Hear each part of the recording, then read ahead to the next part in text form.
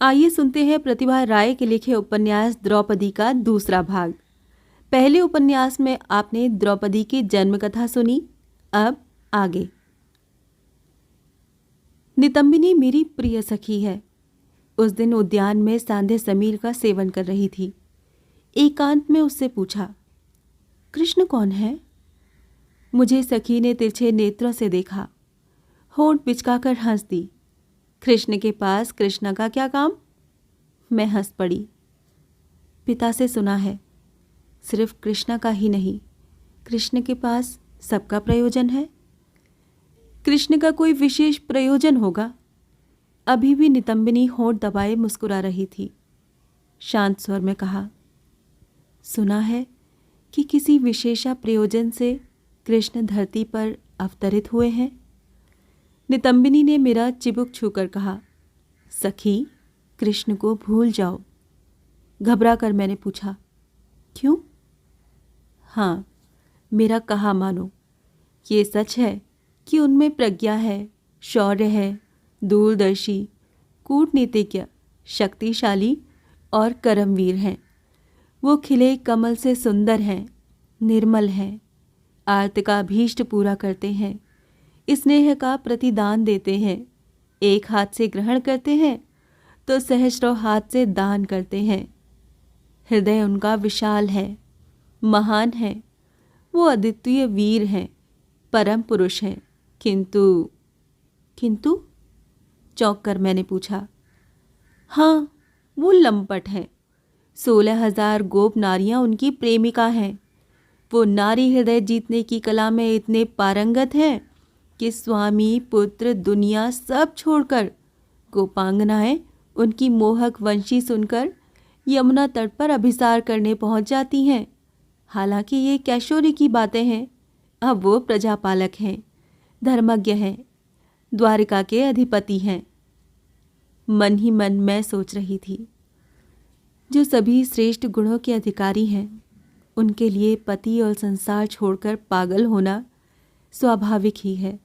16,000 क्या, 100,000 नारियां भी पागल हों तो उनका क्या दोष? मन करता था एक बार ऐसे परम पुरुष को देख पाती। कैसा रूप!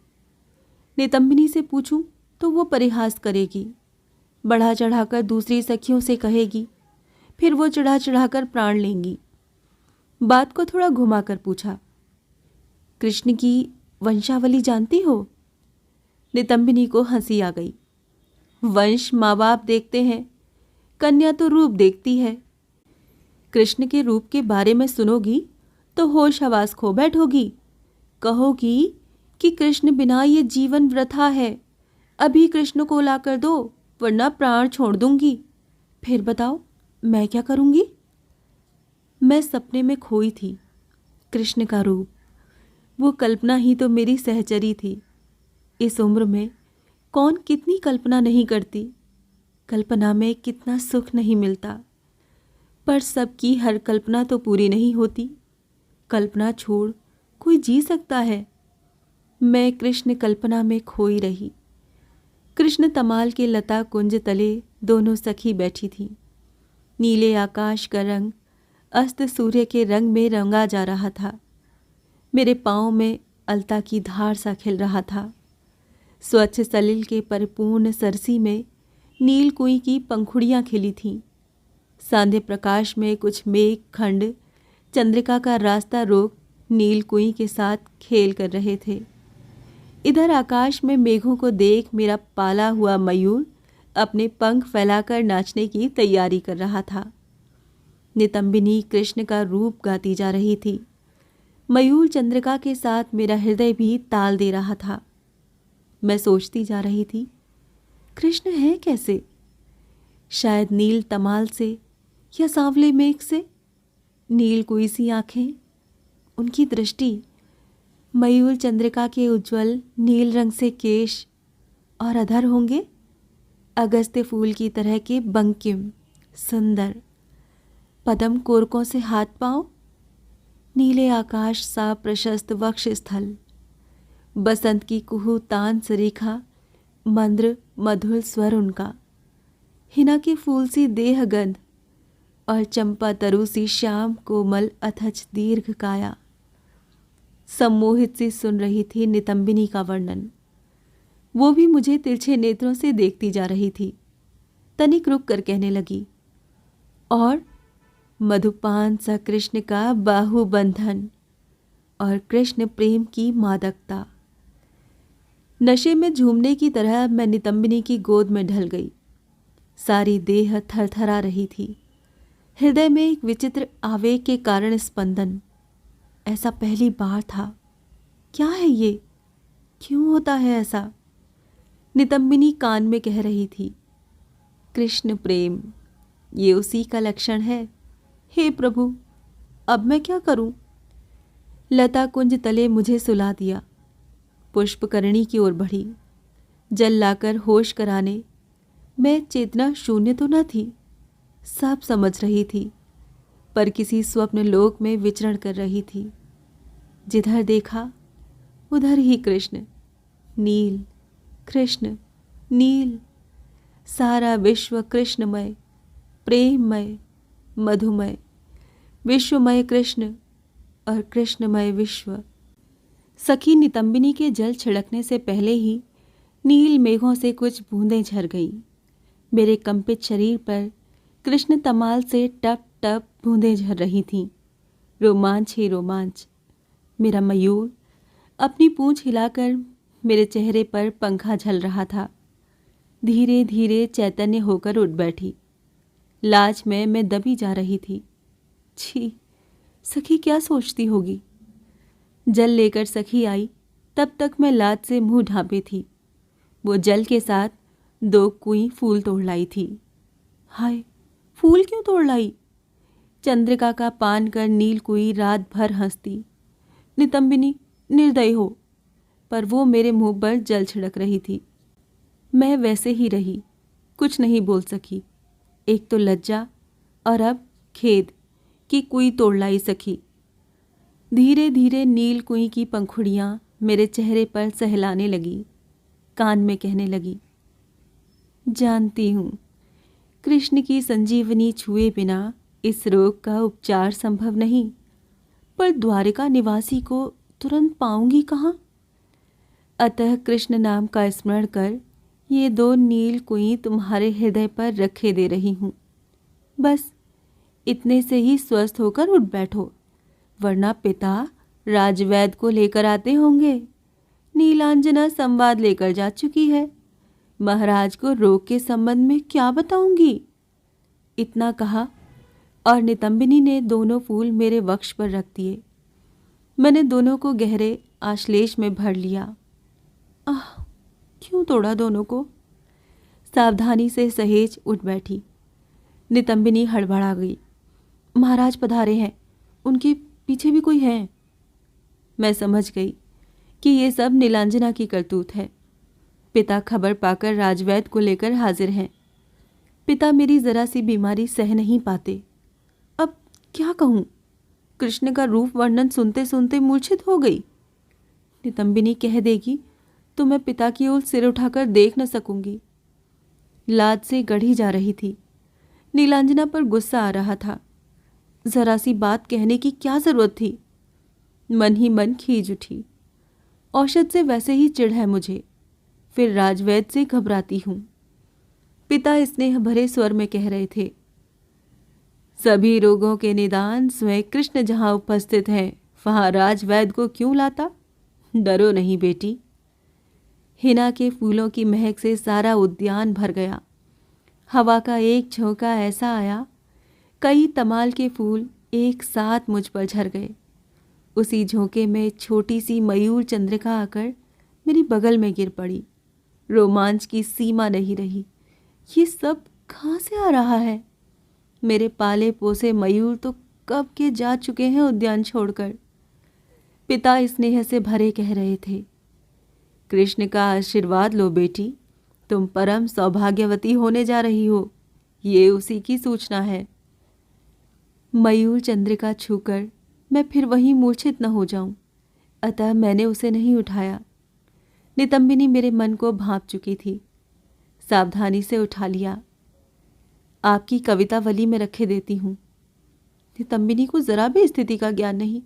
मैं कविता लिखा करती हूँ, ये क्या कृष्ण के आगे कहने की बात है? जिनकी पदरेणु से समग्र विश्व काव्यमय है, मेरे कविता लिखने की बात सुनेंगे तो क्या सोचेंगे? फिर पिता भी यहाँ खड़े हैं। पिता कहने लगे, कृष्ण की पदवंदना नहीं करोगी बेटी? अभी द्वारिका से पधारे हैं। तुम्हारे अस्वस्थ होने का संवाद पाकर उद्यान में चले आए। मेरे हाथ में दोनों ताज़ा कुई फूल अभी भी थे। पिता के पाँव की बगल में ही तो नील कमल से पाद पदम। विश्व का श्रेष्ठतम कवि भी इन चरणों का वर्णन नहीं कर सकेगा। पता नहीं उनमें कौन सी मोहिनी शक्ति थी। दोनों नील कुई उन चरणों पर रख अश्रु बूंदें ढरका दी। प्रथम भेंट में मैंने वो चरण ही देखे। पिता के साथ वो महल में लौट गए। आंखों से ओझल होने तक मैं वैसी ही जड़ बनी रही। नितंबिनी ने मुझे हिलाया। ये क्या किया? वक्ष पर रखे नील कुई को ही कृष्ण के चरणों में अर्घ्य चढ़ा दिया। अब क्या करोगी? मैंने विहल होकर कहा, हाँ, अब क्या करूं? रात भर उन्हीं चरणों में खोई रही। पता नहीं कितनी कविताएं लिखीं, फिर भी मन नहीं भरा। सोचती हूँ, जिनके चरण युगल का वर्णन ही मैं नहीं कर पाई, उनके मुख, नेत्र, अधर का वर्णन मेरी कविता कभी कर पाएगी? और नहीं कर पाऊंगी तो फिर कैसी कविता? हर आदमी के मन में कविता होती है। कोई उसे लिख देता है, कोई नहीं लिखता। मैं लिखे देती हूँ। जब जो मन में आता है कविता के रूप में लिख डालती हूँ। पिता ने पढ़ाई लिखाई की व्यवस्था की थी। गुरु एवं पिता दोनों कहते, मैं विदुषी हूँ, ज्ञान पिपासु हूँ। बहुत जल्दी ही अनेक शास्त्रों में दक्ष हो गई। गणित, संगीत, चित्रांकन, पाकशास्त्र, पुष्प सज्जा, अतिथि सत्कार आदि कई विद्याओं में निपुण बन गई। पर कविता लिखने की धुन थी। मन ही मन स्वतः सीखती गई। पिता को इस बात का कोई पता ही न था। हमारे यहाँ बहुधा शास्त्र चर्चा हुआ करती। काव्य कविताओं के दौर चलते। अनेक पंडित, कवि, विद्वान निमंत्रित होकर आते। मेरे कारण ये चर्चाएं आयोजित की जाती। पिता जानते थे कि नृत्य, गीत आदि से भी अधिक रुचि इनमें है। मेरी शंकाओं का समाधान होता। ज्ञान पिपासा मिटाने की कोशिश होती, पर ज्ञान की पिपासा तो अनंत होती है। एक बार वेद व्यास कृष्ण द्वैपायन से शास्त्र सुन रही थी। विवलता में पूछ बैठी, सृष्टि के सभी ग्रंथों, शास्त्रों का ज्ञान पाने में ये जीवन यथेष्ट न हो तो क्या उपाय करे आदमी? वेद व्यास हंस पड़े। तुम्हारा नाम कृष्णा न होकर तृष्णा होता तो ज्यादा ठीक होता। बेटी, तृष्णा दुख देने वाली होती है, परंतु ज्ञान की तृष्णा आनंदमयी होती है। एक जन्म में क्या सहस्र जन्मों में भी नहीं मिटती। जलपान से तृषा दूर होती है। ज्ञान पान करने पर वो तृषा और बलवती होती जाती है। तृष्णा मिटने पर ज्ञान का मार्ग रुक जाता है। अनंत समय की बेला भूमि से ज्ञान की रंग बिरंगी सीप समेटते समय जीवन चुक जाए, यही तो है सार्थक जीवन। मैंने आह्लाद में ही पूछा, गुरुओं से प्राप्त सभी ग्रंथ तो पढ़ डाले, अब कौन सा ग्रंथ पढ़ूं? वेद व्यास ने हंसकर कहा, ज्ञान के लिए ग्रंथों की कमी है? ये विशाल विश्व तो ग्रंथागार है। विश्वमय की सृष्टि के जीवाणुओं से लेकर ग्रह नक्षत्रों तक सब उसके एक एक ग्रंथ हैं। इस पृथ्वी के धूली कणों के साथ पल पल की अनुभूति उस ग्रंथ के पन्ने हैं। अतः जीवन की हर अनुभूति अध्ययन की चीज है। असंख्य शास्त्रकार, पंडित, कवि, ऋषि, मुनि, मनीषी उस रहस्य को उन्मोचित नहीं कर सके। बेटी, तुम्हें ग्रंथों की और क्या जरूरत है? अब जीवन का अध्ययन करो, जीवन की महानता प्रतिपादित करो। ईश्वर ने हम प्रत्येक को विशिष्ट उद्देश्य से रचा है। तुम्हारे जीवन की अनेक घटनाएं तुम्हारी प्रतीक्षा में हैं। वो ही तुम्हारे जीवन का श्रेष्ठतम अध्ययन होंगी। उनमें योग्यता प्राप्त करने को ही प्रस्तुत हो जाओ। वेद व्यास भविष्य दृष्टा ऋषि मेरे भविष्य का अकाट्य वर्णन कर चुके थे। अनेक कल्पनाएं करने लगी, उन्हें काव्य रूप देकर तुष्ट होती। पर आज की अनुभूति कैसी भाषा देती उसे? वो तो हृदय पर अमिट अंकित है। कौन सी लेखनी उसे उतार सकेगी? इसकी तो हर पंक्ति, स्पंदन स्वकीय, एकदम निजी है।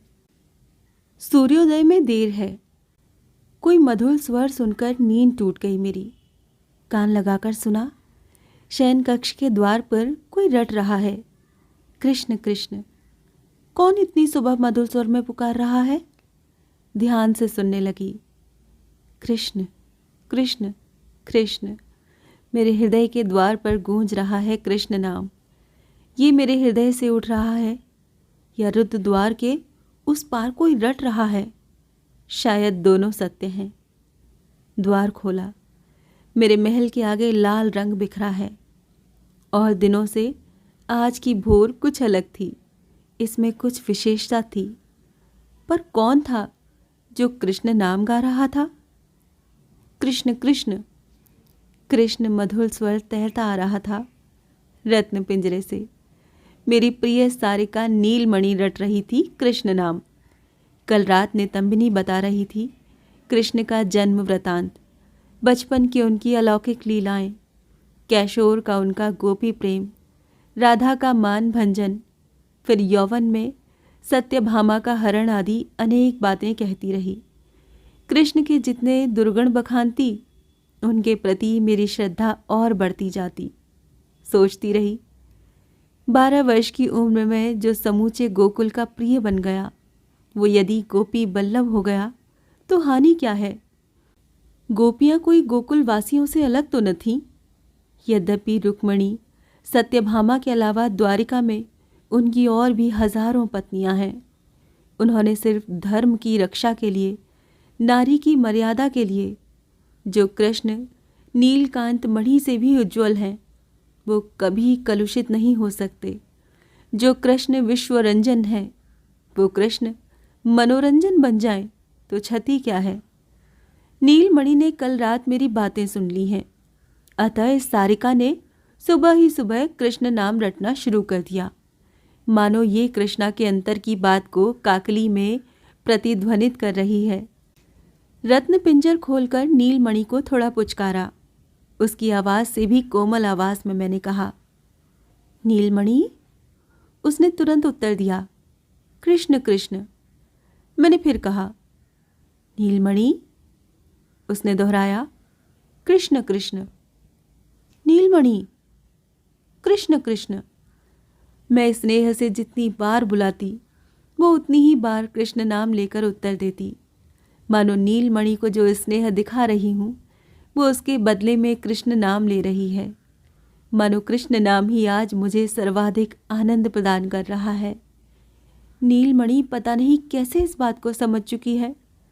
मैंने थोड़ा दिखावे का रोष प्रकट किया। नीलमणि, बंद करो। वो मुझे चिढ़ाती सी बोली, कृष्ण कृष्ण कृष्ण कृष्ण। नीलमणि नीलमणि, कृष्ण कृष्ण। उफ नीलमणि, मुझे पागल कर दोगी। पेड़ से खिलखिलाहट सुनाई दी। नीलमणि हंस रही थी। पीछे सखी नितंबिनी आ चुकी थी। मेरे खुले केश संवारती सी कहने लगी, सुबह सुबह ही कृष्ण नाम की रट? अभी तो इतना बड़ा दिन पड़ा है। मैं चौंक कर देखने लगी। बिगड़ कर कहा, मैं नहीं, इस सारिका रट रही थी कृष्ण नाम। उसे डांट रही थी मैं तो। नितंबिनी मटकती हुई मेरे आगे आ गई। चिबुक हिलाकर कहने लगी, हाँ हाँ, तुम्हारे प्राणों की नीलमणि तो कृष्ण है। कृष्ण जो नीलमणि सो। कृष्ण को ही स्नेह से नीलमणि कहा जाता है। तुम तो उठते ही नीलमणि नीलमणि की रट लगा रही हो। मैंने जीभ दांतों के बीच रख ली। लजाकर कहा, छी, मुझे क्या पता। मेरी तो सारिका का नाम है नीलमणि, तो फिर मैं क्या करूं? सारिका नाम तो तुमने ही तो दिया था। नितंबिनी ने आंखें नचाकर कहा। हार कर मैंने कहा, हाँ, मैंने ही उसको नाम दिया था, पर मुझे नीलमणि ही अच्छा लगा। पता नहीं क्यों। जिस दिन मेरी सारिका का नामकरण उत्सव हुआ, राजकवि नामों की लंबी सूची लाए थे। ये नाम मेरे कानों को बहुत भा गया। ऐसा ही होता है मेरी राजकुंवर, वरना इतने नाम रहते तुम्हारा नाम कृष्णा रखा जाता। मगर तुम्हारे मुंह से नीलमणि पुकारना कितना मधुर लगता है। नितंबिनी को चुप करते हुए मैंने कहा, सच? क्या आज पहली बार सुन रही हो? प्रतिदिन तो इस सारिका को नीलमणि कहकर बुलाती हूँ। नितंबिनी ने झेप कर कहा, तुम्हारे मुंह से नीलमणि सुनना मेरे लिए नई बात नहीं है, पर अतिथि भवन में जो परम अतिथि विश्राम कर रहे हैं उनके लिए तो नया है। हाँ, अतिथि की नींद में बाधा डालना क्या ठीक होगा? मैंने खींच कर पूछा, तू किसकी बात कर रही है? मैं क्यों किसी की नींद तोड़ने लगी? नितंबिनी की आंखों में छेड़खानी झलक रही थी। तुम्हारी इस आह्लाद भरी आवाज नीलमणि और साथ में सारिका द्वारा पुकारा गया कृष्ण कृष्ण समूचे अतिथि भवन में गूंज गया। बेचारे असल नीलमणि फूलों की महक से मधुप के पागल होने की तरह वहां बेचैन हो रहे हैं। वो समझ ही नहीं पाते कि इतने स्नेह से कौन पुकार उठा। सच राजकुंवर, तुम्हारी और नीलमणि की आवाज में कोई अंतर ही नहीं लगता। मैं आ रही थी तो कृष्ण ने ही पूछ लिया, ये आवाज किसकी है? मैंने कह दिया, राजकुमारी की आवाज है। वो हंस पड़े। सच राजकुमार, वो हंसी। अच्छा किया जो तुमने वो हंसी न देखी। मैं लाज से सिहर उठी। कृष्ण क्या सोचते होंगे? झेप कर कहा, मैं तो अपनी सारिका को बुला रही थी, कह देती उन्हें। नितंबिनी की मृदु हंसी। मुझे उन्होंने जितना पूछा उतना उत्तर दे दिया। इतने बड़े आदमी को मैं क्या कुछ कहती? मैंने धीमे से पूछा। कृष्ण ने और भी कुछ पूछा? नितंबिनी ने कहा, हाँ। कहने लगे, क्या तुम्हारी राजकुमारी रात में सोती नहीं? सूर्योदय भी नहीं हुआ और लगी नीलमणि नीलमणि पुकारने। आवाज में जरा भी आलस्य नहीं, बहुत मीठी है। मैं नितंबिनी को झिड़क रही थी, मगर मन में एक स्वप्न की सी माया ढके ले रही थी मुझे। अंदर अजीब पुलक भर रही थी। नितंबिनी ने कहा, बात पूरी कहाँ हुई? अभी से होश खोने से कैसे चलेगा? मैं सचेत हो गई। नितंबिनी ने होंठ भींचकर कहा, तुम्हारी राजकुंवर मुझे स्मरण करती हैं, खुशी की बात है। उन्हें मेरा धन्यवाद कहना। मैं तो लाज में गड़ गई। छी छी, इस नीलमणि सारिका ने मुझे कितने प्रमाद में नहीं डाल दिया। कृष्ण को कैसे मुंह दिखाऊंगी? गुस्से में रत्न पिंजर खोल दिया, नीलमणि को बाहर उड़ा दिया। कहा, जा निकल जा, अब तू मुक्त है और मैं भी। नीलमणि फुदकती रही आंगन में। कितनी बार नीलमणि को नहीं उड़ाया। वो यूं ही फुदकती फिरती, फिर अपने आप रत्न पिंजर में जा पहुंचती। सोचा अब भी वैसे ही करेगी, पर कुछ देर बाद वो कृष्ण कृष्ण कहती दूर उड़ गई, नीले आकाश में लीन होती गई एक बिंदु बनकर। लगता है नीलमणि मेरे कृत्रिम रोष को नहीं समझ सकी, मुझे छोड़कर वन में चली गई। अब नीलमणि बिना दिन कैसे कटेगा? मुझे मेरे मन की बात कहकर कौन बहलाएगा?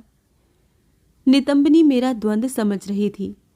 धीरे से कहा, राजकुंवर, चिंता न करो। जिसका नाम नीलमणि है वो कभी धोखा नहीं देता। तुम्हें खिजाने दूर गई है, या कहीं कोई साथी पा गई। साथी मिलने के बाद रत्न पिंजर का मोह नहीं रह जाता।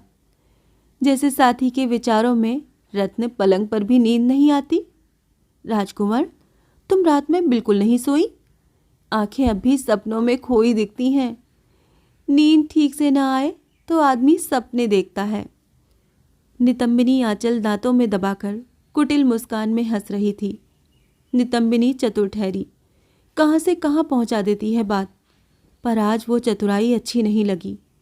मैं नीलमणि की चिंता में थी। तभी नीलमणि कहीं से उड़ आई, अचानक मेरे कंधे पर बैठ गई। चोंच में कुछ दबाई थी, मेरे जूड़े में खोंस दिया और जोर से चीखी, कृष्णा, कृष्णा, कृष्णा। नितंबिनी विस्मय में भरी देखती रही। इसमें विस्मय की क्या बात है? मेरा मान तोड़ने का ये कोई नया तरीका तो नहीं नीलमणि का? हर बार कोई फूल तोड़कर चोंच में ले आती है और मेरे जूड़े में खोस देती है, पर कभी मुझे कृष्णा कहकर तो इसने नहीं बुलाया। मुझे राजकंवर कहती है, सदा कान में कहती है, कुंवर गुस्सा हो कुंवर, जैसे कि नितंबिनी पूछा करती। पर आज कृष्णा बुलाना किसने सिखाया? नितंबिनी बोल उठी, देखो तो कृष्ण की कारगुजारी। कृष्ण ने क्या किया? नीलमणि को पट्टी पढ़ा दी कृष्णा नाम की। कैसे? तुम इधर कृष्ण कृष्ण बोलती हो, वो उधर कृष्णा कृष्णा कहते हैं, उनसे सुनाई है कृष्णा कृष्णा। मैं नितंबिनी की अकचरी पर कभी कभी चिढ़ जाती हूं उस पर। आज भी चिढ़ गई। नीलमणि कृष्ण के पास गई थी। खूब गढ़ा। देखो जूड़े में मयूर चंद्रिका, चंदन सुरभित। जूड़े से निकालकर मेरे आगे कर दी, नाक के आगे हिलाया, छाती को छुआया और कहा, अब तो समझी? मैं पुलक भरी विस्मय में खड़ी रही। दरअसल ये मयूर चंद्रिका मेरे पोषित मयूरों की भी न थी। इसकी नीलिमा तो सांध्य आकाश में मेघों सी गहरी, सुंदर, विस्तृत थी। फिर चंदन की महक कहाँ से आएगी मयूर चंद्रिका में? तो कृष्ण मेरा नाम ले रहे थे। मैं कौन होती हूँ उनकी? द्वारिका में उनकी प्राण प्रिय पत्नी हैं, 8 पटरानियाँ, सत्यभामा, रुक्मणी। मैं निरी श्यामांगी। मुझे क्यों स्मरण करने लगे? उनके प्रति समर्पित हूँ, इसीलिए उन्हें विसूरती हूँ। लेकिन वो मुझे क्यों स्मरण करने चले? देवता के चरणों में प्रतिदिन कितने लोग फूल चढ़ाते हैं। देवता क्या इसका हिसाब रखते हैं? गले का फूल ही तो देवता की शोभा बढ़ाता है। उसी की महक ग्रहण करते हैं। चरणों पर डाला फूल तो धरती पर लौटता है। मैं सोच रही थी कि पिता की आज्ञा आ पहुंची। कृष्ण दर्शनों को प्रस्तुत हो जाओ। आशीर्वाद के बाद कृष्ण द्वारिका प्रस्थान करेंगे। मैं प्रस्तुत हुई। बगीचे से अच्छे अच्छे फूल चुनकर माला बनाई। फूलों की माला देकर उनकी वंदना का निर्देश पिता ने दिया था। लाज करने से नहीं चलेगा, पिता गुस्सा हो जाएंगे। जल्दी जल्दी प्रस्तुत हो गई, पर अपना रूप और वेश मुझे अच्छा नहीं लग रहा था। जिसके चरण इतने मनमोहक, उनके नेत्र युगल कितने कमनीय होंगे। वो नेत्र मेरे रूप को, मेरी वेशभूषा को ग्रहण कर सकेंगे? दर्पण के आगे बार बार खड़ी होकर मैं साड़ियाँ बदल रही थी, गहने बदल रही थी। कुछ भी मन को अच्छा नहीं लगता। सोच रही थी, ऐसी कमनीय आँखों का सामना करने के लिए ही मेरा जन्म हुआ है, तो फिर विधाता ने मुझे रूप कुछ और रमणीय क्यों नहीं दिया? अपने रूप और वेशभूषा पर चिढ़कर मैंने अष्ट अलंकार खोल दिए। सुनहले तारों वाली पाट साड़ी खोल दी, सदा पहनने वाली शुभ्र साड़ी बांध दी। निरस्त होकर पलंग पर बैठ गई। नितंबिनी, सखी, किस रूप में कृष्ण से भेंट करूं? कुछ तो राह बताओ। नितंबिनी ने कंधे पर हाथ रखा, स्नेह भरे स्वर में कहा, राजकुंवर, तुम तो विश्व की श्रेष्ठ सुंदरी हो। कृष्ण अगर पृथ्वी के सुंदरतम पुरुष हो तो भी तुम्हें चिंता कैसी? कृष्ण अगर होता नीला आकाश तो तुम होती उस नीलिमा की शोभा बढ़ाने वाली संध्याकालीन बदली। कृष्ण अगर नील सरसी का जल होते तो तुम उस पर तरंगायित शैल राजी होती।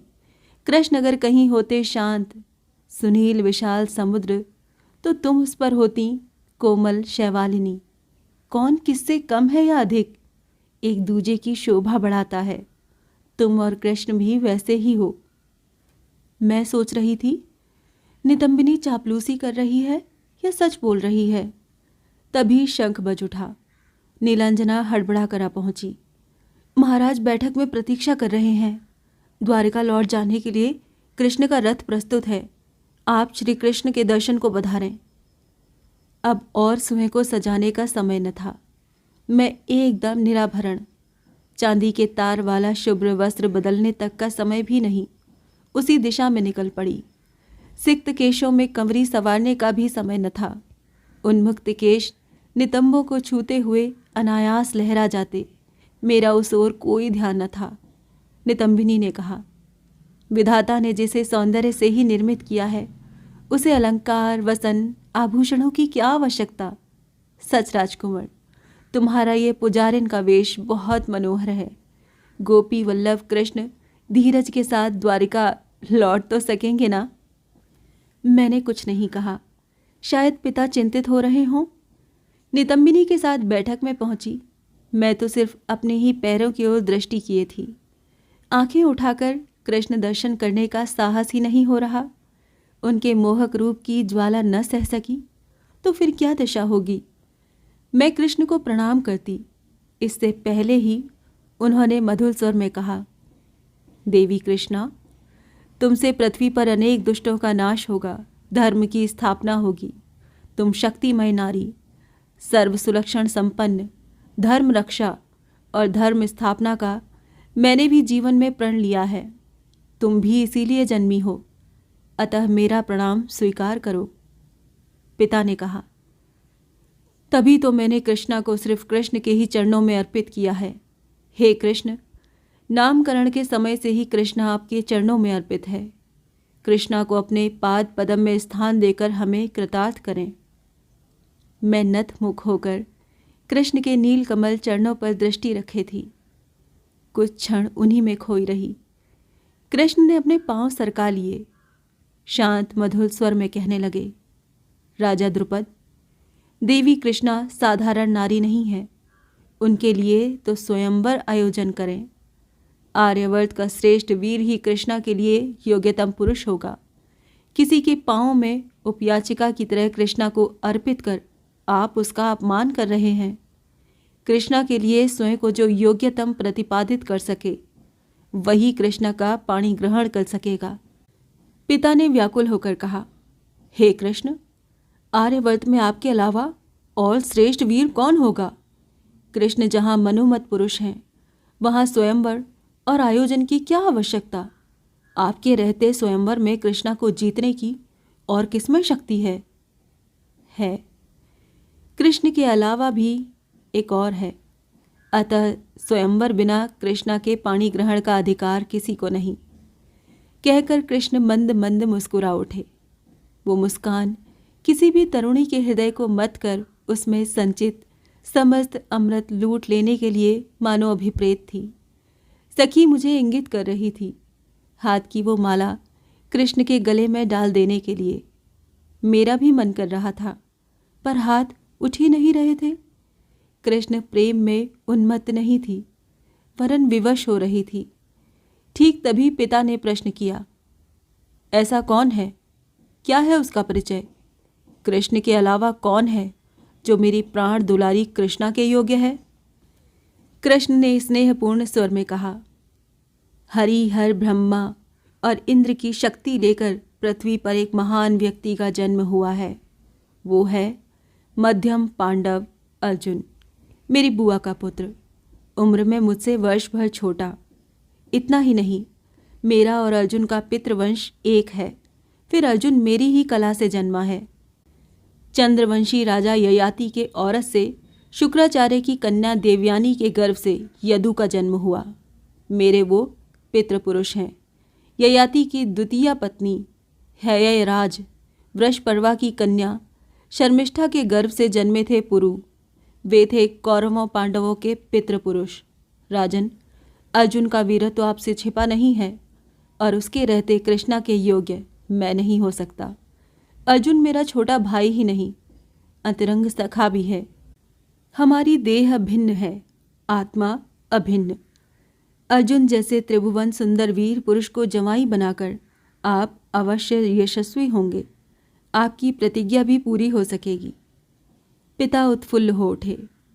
जिस वीर ने कभी द्रोण के आदेश पर मेरे पिता को बंदी बनाया था, वही होगा उनका जमाई। उसके बल से द्रोण का अहंकार चूर्ण होगा। जमाई के हाथों अपने अपमान का बदला लेंगे द्रुपद। जिस वीर को छात्र रूप में पाया है द्रोण ने, वही जब राजा द्रुपद के जमाई बन पाएंगे, तब द्रोण के आगे सिर ऊंचा कर खड़ा हो सकेंगे तो कहेंगे, द्रोण आज तक मेरे जवाई को लायक बनाने में जुटे रहे। तुम्हारा सर्वश्रेष्ठ छात्र मेरा जवाई बनेगा। ये बात जानते तो शायद सारा युद्ध कौशल उसे न सिखाते। अब मेरा जवाई तुम्हें परास्त कर सकता है, अतः अब मेरे शरणापन्न बनकर रहना होगा। पिता की भावना उनके चेहरे पर चमक रही थी। कृष्ण हो या अर्जुन हो, उनके जवाई वीर श्रेष्ठ होने चाहिए। द्रोण से प्रतिरोध लेने वाला उचित जवाई अगर अर्जुन ही है तो इसमें वो आपत्ति क्यों करेंगे। पर मैं, जो वनमाला श्री कृष्ण के गले में देने के लिए सुबह से गूंथ रही थी, वो अर्जुन के गले में देनी होगी, वो भी कृष्ण की इच्छा पर। मेरी अपनी कोई इच्छा नहीं, कोई कामना नहीं, आकांक्षा नहीं, क्योंकि मैं यज्ञ होम से जन्मी याज्ञसेनी हूँ। मेरा जन्म, जीवन और मरण किसी और के निर्देश से संचालित है। मैं क्यों आई हूँ, क्यों जीवित रहूँगी, क्यों मरूँगी, क्या उद्देश्य है, मैं कुछ नहीं जानती। अज्ञान ही मेरा संबल है। मेरे खिन्न चिंतित चेहरे को देखकर कृष्ण ने मधुर स्वर में कहा, देवी द्रौपदी, पिता के शत्रु का नाश करने के लिए तुम्हारा जन्म हुआ। पिता के शत्रु ही नहीं, पृथ्वी के दुराचारियों का विनाश करने के लिए भी जन्मी हो। बाह्य शत्रु को जीतने के लिए पहले हम आंतरिक शत्रु अर्थात इंद्रियों को जीतें। तुम कामना, वासना, मन, हृदय और बौद्धिक विचारों को धर्म की स्थापना के लिए उत्सर्ग कर दो। महत्तर स्वार्थ के लिए क्षुद्र स्वार्थ की बलि दी जा सकती है। वही जीवन की महानता प्रतिपादित कर सकता है। मैंने समझ लिया, कृष्ण ही धर्म प्रवर्तक हैं। उसी क्षण मैंने स्वयं को कृष्ण के आगे उत्सर्ग कर दिया। मन ही मन कहा, हे कृष्ण, मेरे कर्म यदि मेरे नहीं, मेरा कर्म फल भी मेरा नहीं, मैं कुछ नहीं जानती। महत्तर स्वार्थ के लिए जो आदेश आएगा वही मानूंगी। पर मैं तो मर्द की साधारण नारी हूँ। काम, क्रोध, लोभ, मोह जीतने की शक्ति मुझ में कहाँ। वो शक्ति तुम न दोगे तो मैं कैसे मानवी से देवी बन सकूंगी। वनमाला में आंखों के आंसू गूंथ कर वो कृष्ण के गले में नहीं, चरणों में रख दी। मुझे लगा मेरा तारुण्य अंतर्निहित हो गया। मैं नादान शिशु बन गई। मेरा शैशव तो अनुभूत था। तरुण देह लेकर जन्मी थी। शैशव की कोमल, सरल, निष्पाप अज्ञता इतनी सुखकर होती है। ज्ञान के पारावार कृष्ण के चरणों में अज्ञान सलिल की बूंदें बनकर झल जाने में जीवन की चरम पूर्णता छिपी है।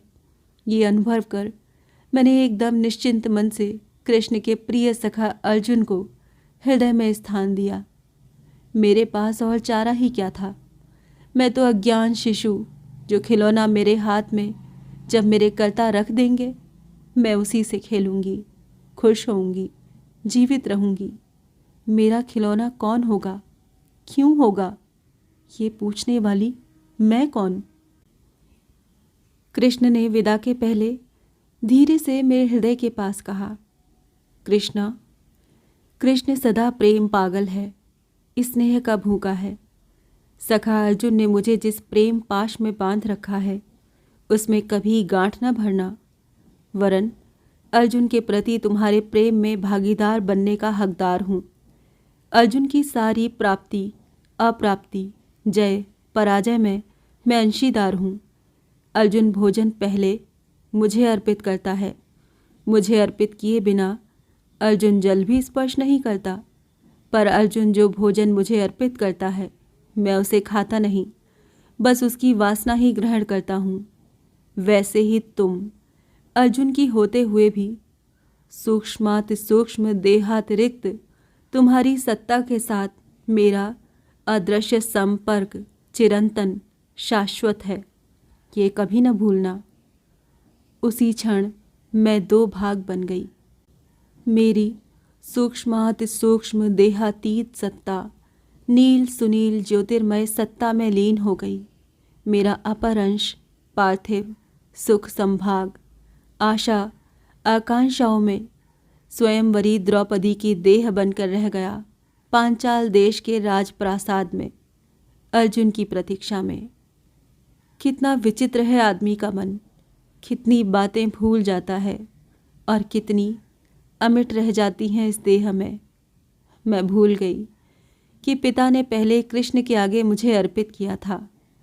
अब वीर शिरोमणि अर्जुन की कल्पना में खो गई। वो कैसा होगा? कृष्ण जैसा ही या कोई और दूसरा कृष्ण? वरना फिर कृष्ण के मन लायक पुरुष कैसा होता? इससे आगे की कहानी हम जानेंगे द्रौपदी के अगले भाग में।